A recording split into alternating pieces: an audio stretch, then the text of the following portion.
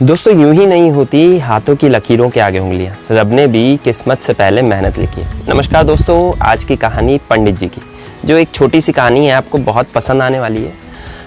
इस कहानी में जो पंडित जी हैं वो दिन और रात भगवान की पूजा करते हैं और वो भगवान से बहुत लगाव रखते हैं।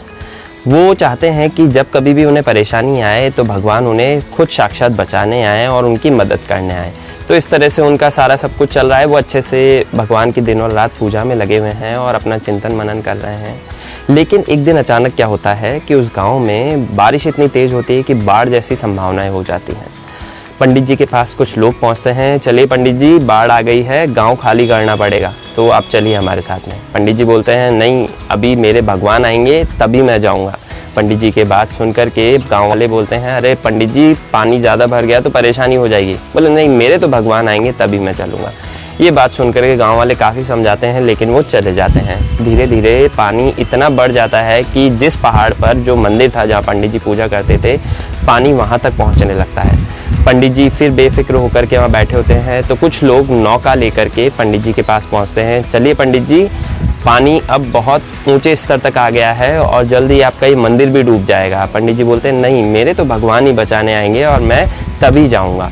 ये बात सुनकर के नौका जो चालक होते हैं, जो उस नाव में बहुत सारे लोग होते हैं, वो समझाते हैं कि नहीं पंडित जी, ऐसा कुछ भी नहीं होने वाला है। लेकिन पंडित जी अपने हट के आगे, नहीं मेरे तो भगवान ही आएंगे बचाने। पंडित जी बैठ कर के बहुत भजन पूजन कर रहे हैं और वहाँ पर भगवान का जाप कर रहे हैं और धीरे धीरे जो पानी है उस पहाड़ को भी पार कर गया और उनके मंदिर में भरने लगा। अब पंडित जी थोड़े से घबराए और वो घबराहट के कारण जाके मंदिर की छत पे बैठ गए और वहाँ पर बैठ कर के हे भगवान तू कहाँ है, मुझे बचाने क्यों नहीं आ रहा है, इस तरह से इस स्वर में वो चिल्लाने लगे, चीखने लगे। लेकिन पंडित जी की भगवान सुन नहीं रहा था। पंडित जी को ये लग रहा है। कुछ ही देर में वहाँ पर कुछ मिलिट्री के जवान हेलीकॉप्टर लेकर के पहुँचे। अरे पंडित जी चलो, यहाँ पर पूरा गाँव डूब चुका है, आपका मंदिर भी डूबने वाला है, आप यहाँ पर अभी तक क्या कर रहे हो। पंडित जी बोलते हैं नहीं, मुझे तो मेरे भगवान बचाने आएंगे, मैं तो बिना भगवान के यहाँ से हिलने वाला नहीं हूँ। पंडित जी की बात सुनकर के एक बार वो लोग बहुत क्रोधित होते हैं कि उस अकेले इंसान को हेलीकॉप्टर से बचाने पहुँचते हैं और वो इंसान आने के लिए तैयार नहीं है। वो बहुत समझाइश करते हैं लेकिन वो इंसान आने के लिए तैयार नहीं होता है और वो लोग वहाँ से चले जाते हैं और कुछ ही देर में उस छत को भी वो पानी पार कर जाता है और पंडित जी डूब जाते हैं और अंत में पंडित जी की मृत्यु हो जाती है। जब पंडित जी की मृत्यु हो जाती है, वो स्वर्गलोक पहुंचते हैं और वहां पर शिकायत के स्वर में भगवान से बोलते हैं, हे भगवान तू मुझे बचाने क्यों नहीं आया, मैंने अपनी पूरी ज़िंदगी तेरी पूजा में लगा दी, पूरा जीवन यापन तेरी पूजा में किया और तू मुझे बचाने नहीं आया मेरे उस कठिन समय में।